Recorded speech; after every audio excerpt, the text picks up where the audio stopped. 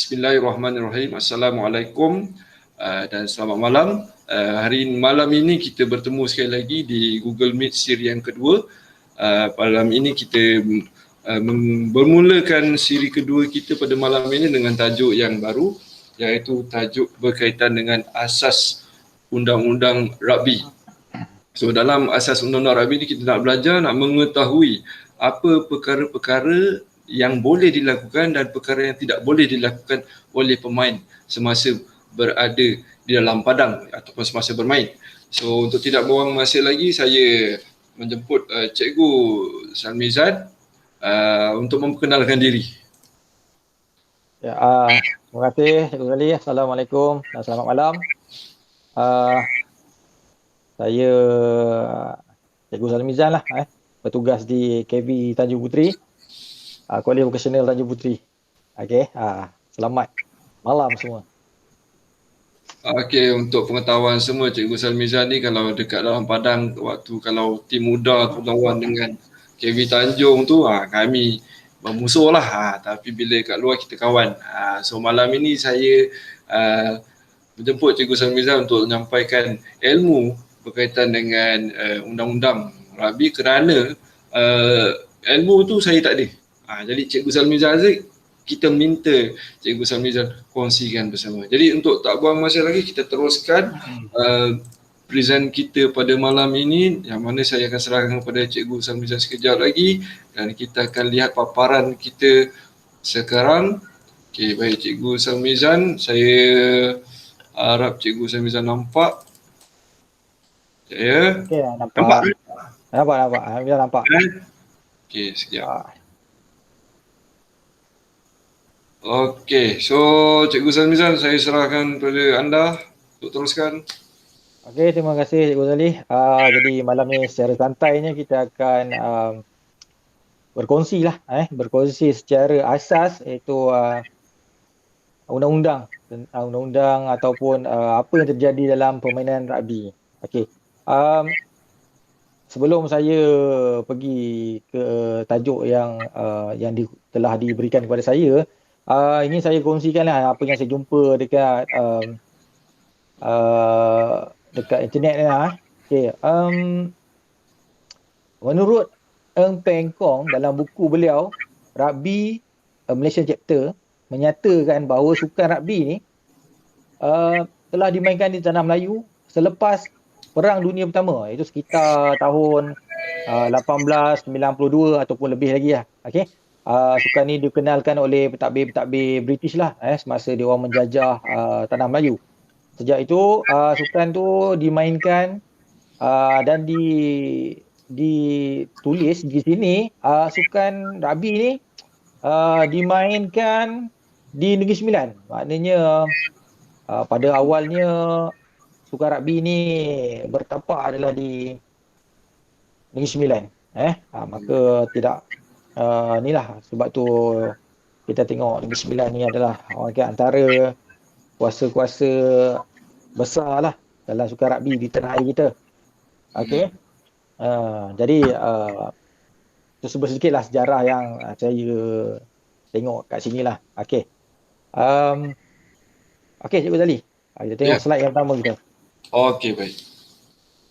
Okey, ni kalau kita tengok kat sini basic of rugby law, ada yang terjadi selalu yang terjadi dalam permainan rugby ni adalah scrum, line out, maul, tackle and ruck. Okey, kita pergi kepada scrum lah. Okey, yang pertama scrum. Scrum ni didefinisikan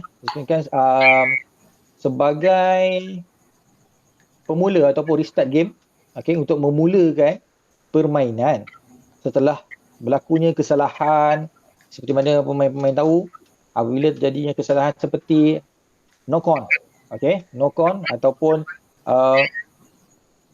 pembawa bola tidak dapat mengawal ataupun mengendalikan bola tu dengan baik, maka bola tu terlepas daripada ataupun gagal digawal dengan baik, terlepas dari tangan, jatuh ke depan.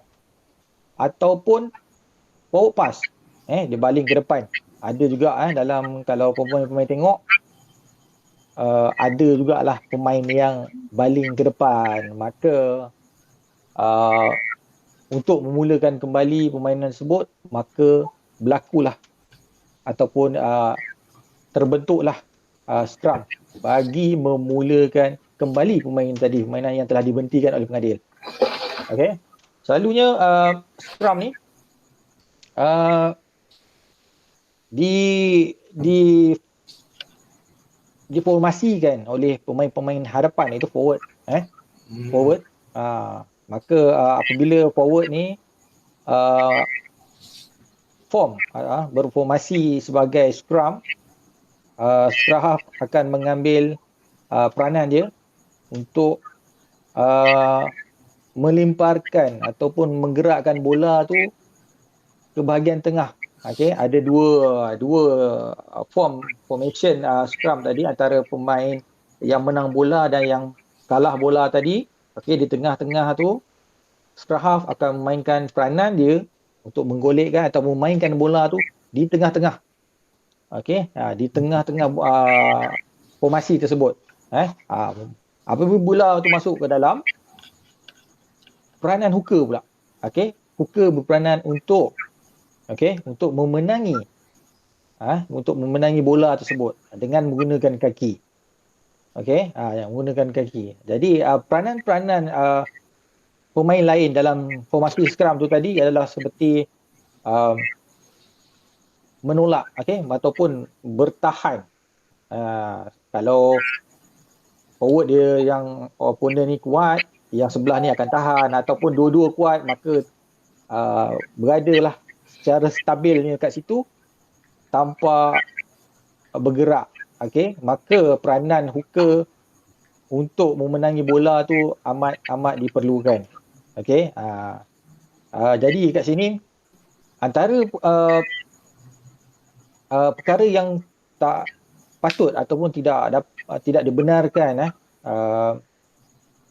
semasa scrum adalah terutama sekali apabila yang saya nampak lah terutama sekali perlawanan antara di Johor Bahru lah, di Johor Bahru, di sekolah-sekolah, yang selalu sangat dilakukan oleh pemain forward adalah menjatuhkan atau meruntuhkan scrum tersebut. Maknanya dia tidak bind dia tu, pautan pada opponent punya scrum tu tidak baik. Maknanya tak long arm lah, tangan dia tak straight, tangan dia bengkok. Maka dengan kekuatan yang sebelah tim dia rasa tim dia kuat, dia tolak dan dia meruntuhkan. Tidak, orang kata apa, menolak ataupun memenangi scrum tu secara adil. Apabila scrum ni sebenarnya penat. Apabila 2-3 kali, kalau sebenarnya taktikal tu, kalau 2-3 kali scrum, tanpa tim-tim yang mempunyai daya tahan yang tinggi, dia okey lah. Kalau dia tidak ada kekuatan yang ni, maka advantage lah pada yang meruntuhkan tu, sebab dia tahu kalau buat 2-3 kali scrum, belah sana mungkin kalah, dia akan menang. Tapi pengadil akan take note benda tu. Itu adalah dangerous play, permainan yang membahayakan, boleh mendatangkan kecederaan, maka anda akan dihukum. Itu antaranya tidak, benda yang tak boleh dibuat dalam scrum. Cik Zali, Next secara asasnya lah. Yang kedua adalah line out. Seperti mana pemain-pemain tahu, line out ni juga adalah pemula ataupun bagi memulakan permainan setelah bola tu keluar daripada garisan lapangan, maknanya touchline. Bola tu keluar. Jadi untuk memulakan kembali permainan tersebut, maka line out ataupun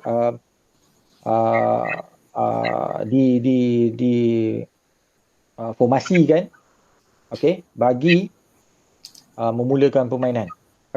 Jadinya line out juga dimainkan oleh pemain depan lah, forward player. okey, di mana dia akan form line, okey, form line sejajar, okey, dalam garisan antara thrower dengan first player tu, first man 5 meter. Okey. Dan antara gap antara formasi jajar tu tadi adalah 1 meter.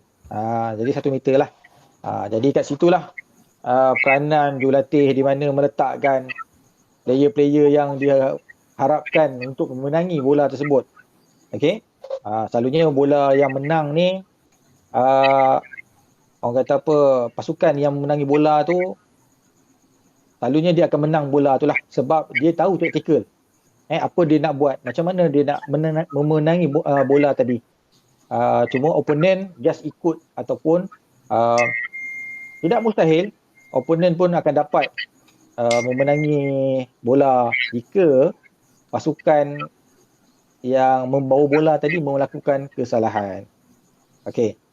Jadi antara kesalahan yang tidak dibenarkan semasa line out, ini yang saya nampak lah selalu di dalam pertandingan antara sekolah-sekolah ataupun daerah lah, kita tak jauh lah, tak jauh lah sebab kita just basic dan yang selalu pemain-pemain tengok, kalau kita tengok yang luar negara memang susah lah jadi yang selalu pemain-pemain tengok iaitu di pertandingan sekolah-sekolah daerah, okey, adalah closing gap, okey, di mana dua formasi yang sejajar ni tadi dia merapatkan, dia rapat, dia naik, dia rapat, jadi dia lompat ke dalam, maaf saya, dia lompat ke dalam. Okey, jadi apabila dia melompat ke dalam chances ataupun percentage untuk kedua-dua pemain yang berada di atas ni yang melakukan lompatan ni berpaut sesama sendiri adalah tinggi. Okey, apabila pautan tu terjadi maka peratusan untuk jatuh ataupun kecederaan berlaku sangat tinggi. Jadi benda tu adalah sangat-sangat tidak dibenarkan. Okey, jadi apabila pengadil mengatakan 1 meter, maka kat situ je pemain-pemain form dan membuat lompatan. Okey, sebab kalau anda melakukan closing gap berpaut maka itu dangerous play, okey, tidak dibenarkan. Okey, antaranya yang kalau lah selalunya dekat sekolah-sekolah ataupun MSSD daerah ni kalau tak 5 meter ataupun bola tu tak straight, kalau pengadil tu dia selalu bagi chance lah untuk memainkan. Kalau tak, asyik tak straight je kan, asyik tak straight pun tak jadi game juga.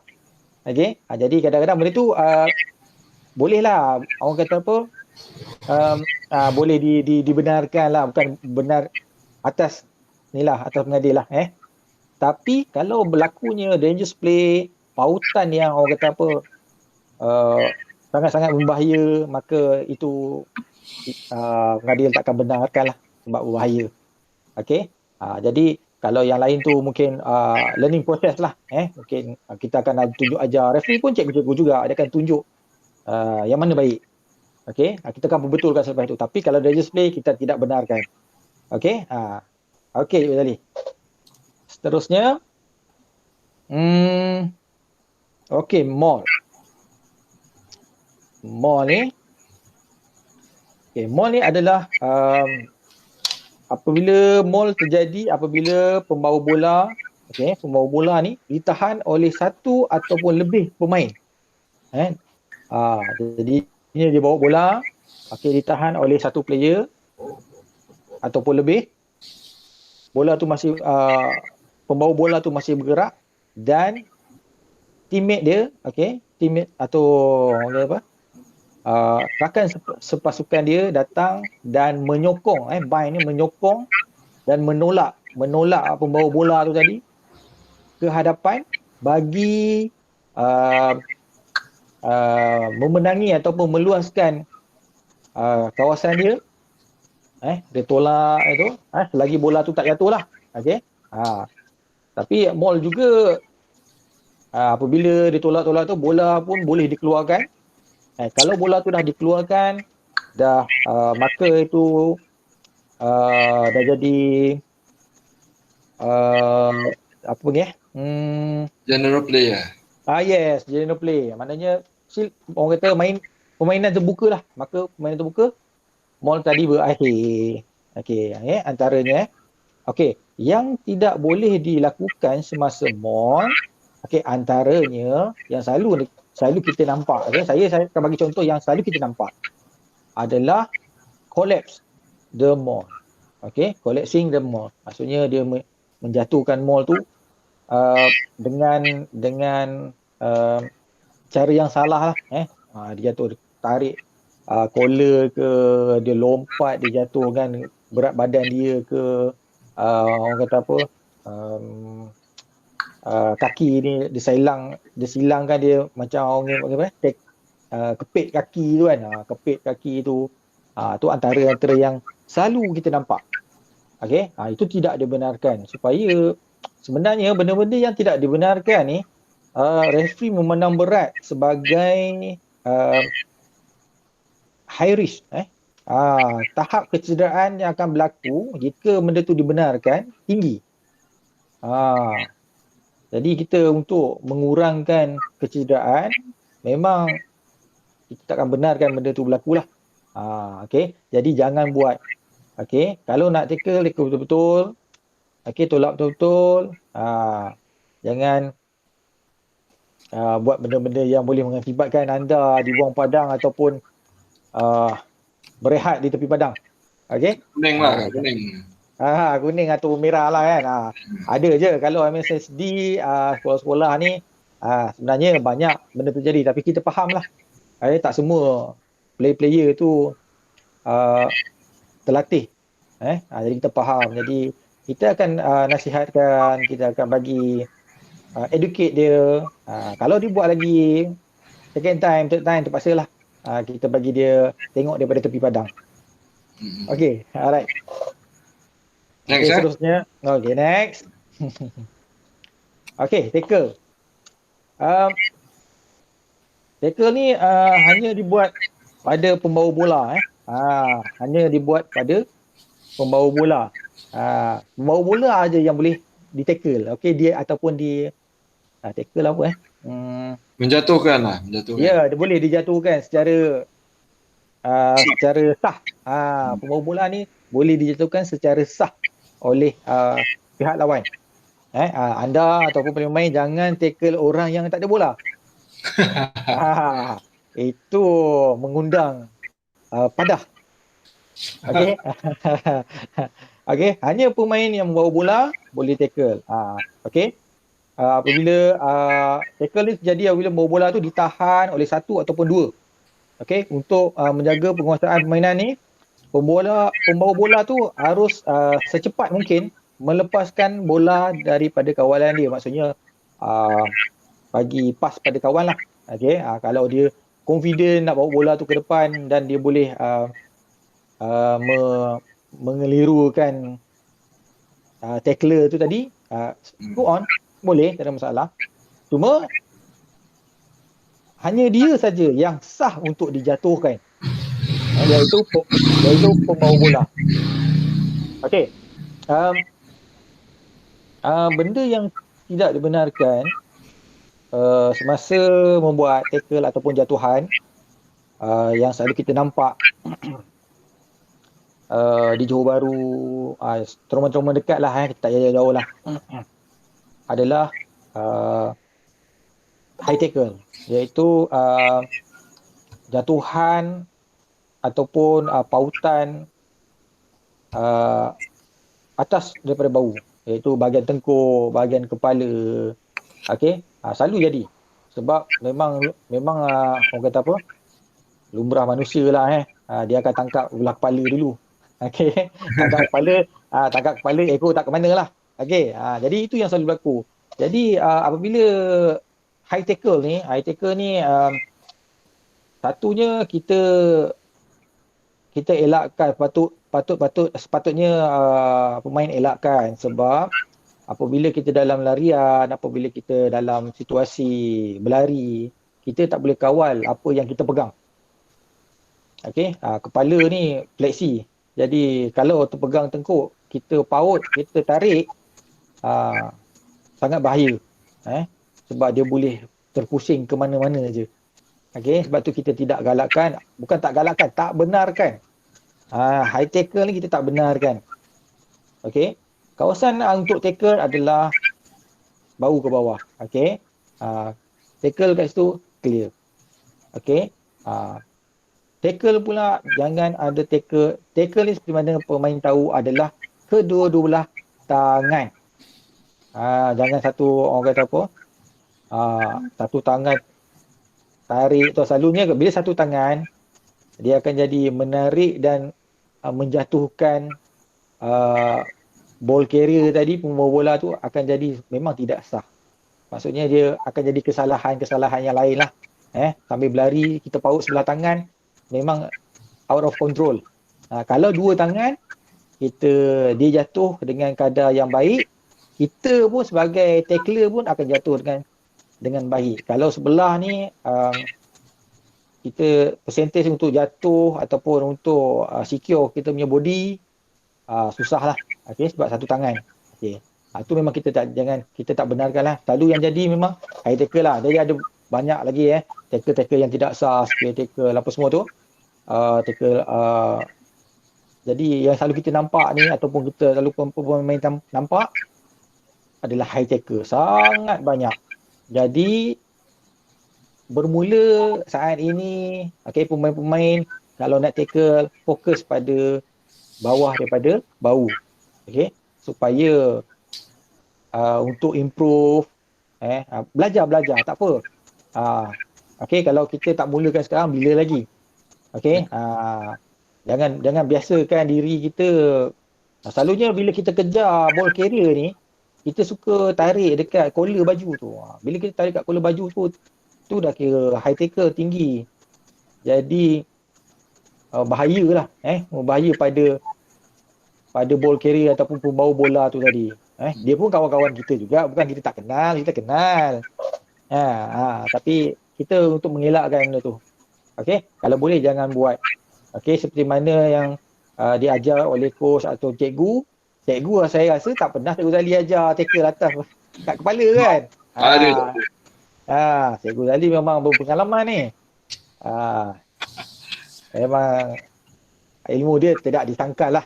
Jadi saya percaya pemain-pemain UDA takkan buat benda-benda macam tu. Alright, terima kasih. Next.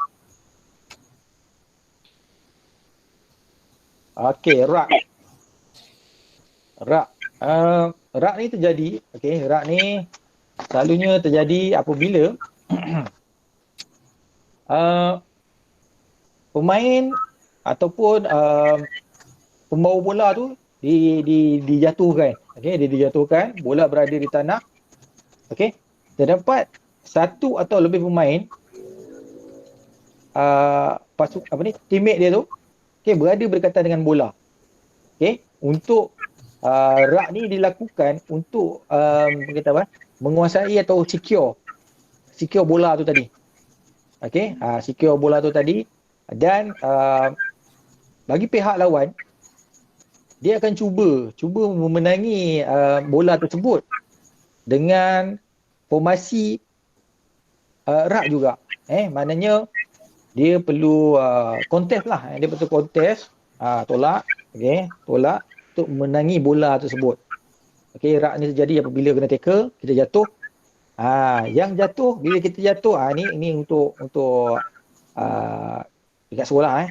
Jatuh je, bola kita lepaskan. Bukan kita tolak ataupun kita pegang je bola tu. Bola kita ball carrier, kita jatuh, release the ball. Release the ball and secure your body. Bahagian mana yang perlu anda lindungi dahulu?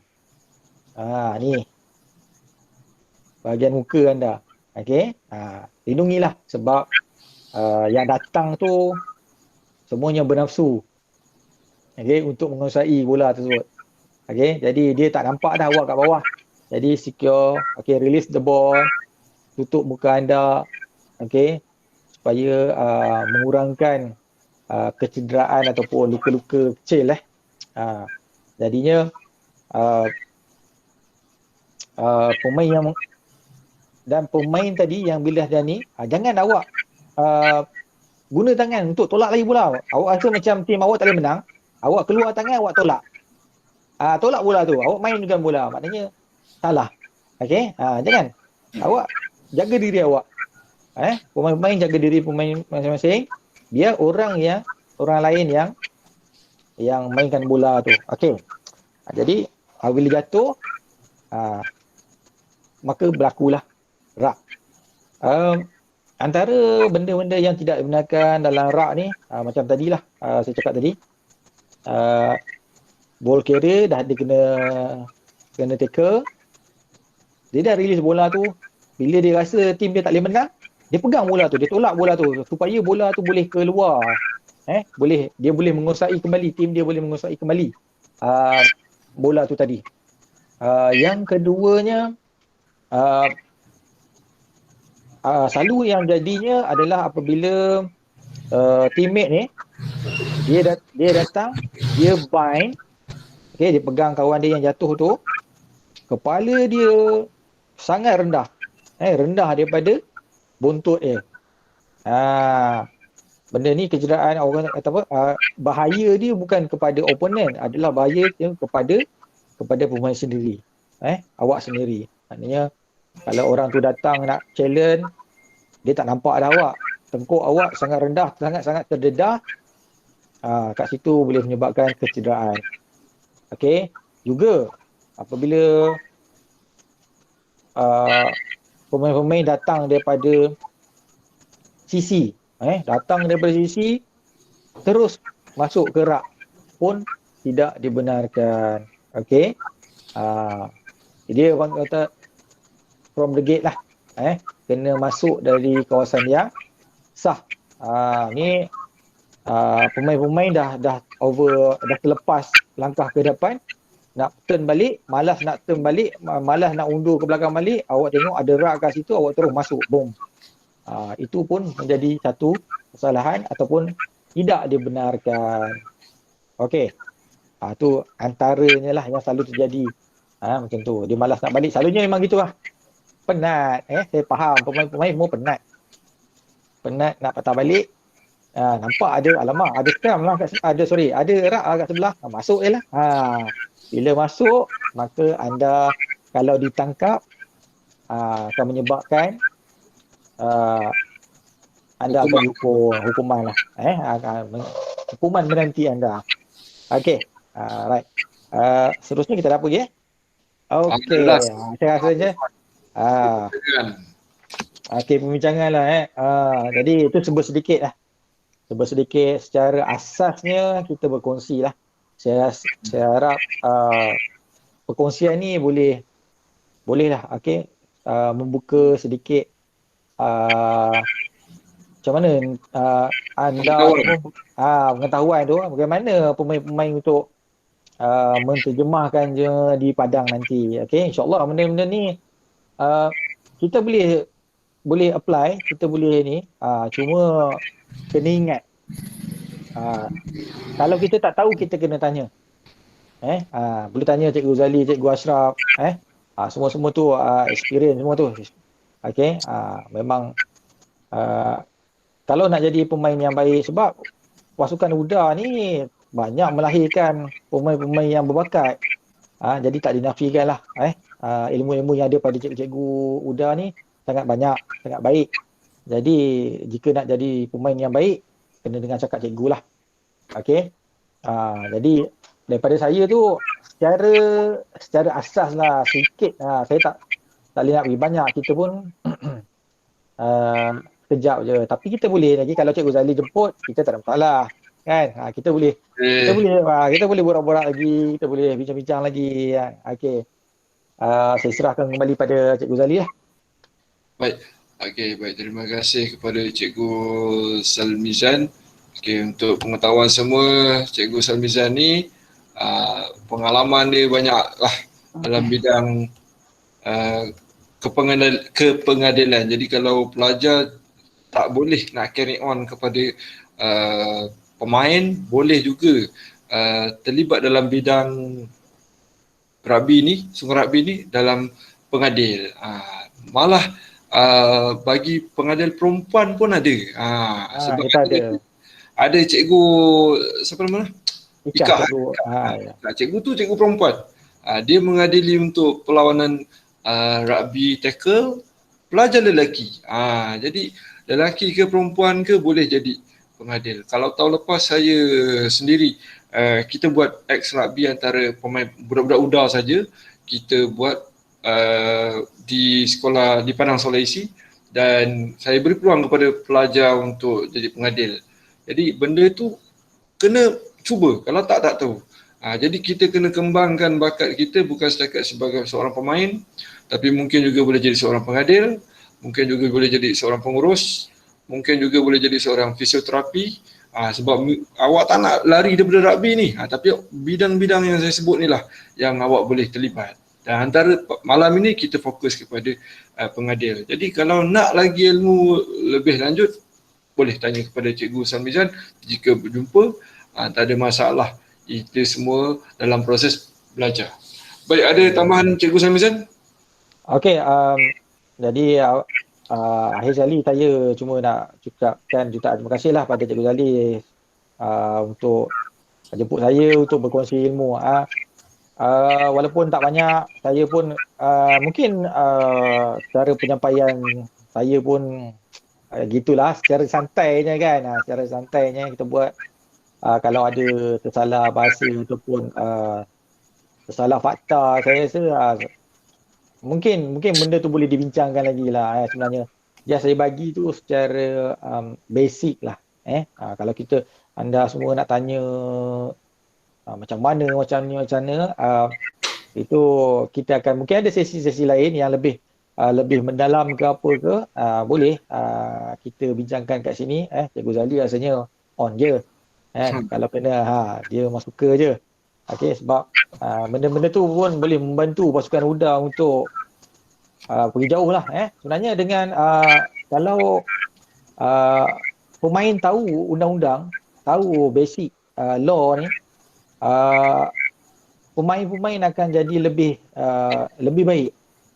Sebab kita kurang kesalahan, jadi kita boleh bermain dengan tenang lah. Kalau kita asyik-asyik kita kena penalize, moral kita boleh jatuh. Tapi kalau kita bermain dengan baik ataupun less talk lah, maknanya kita tak argue ref, kita main je, itu akan menyebabkan kita tactical apa yang kita buat tu tactical semua akan jadi.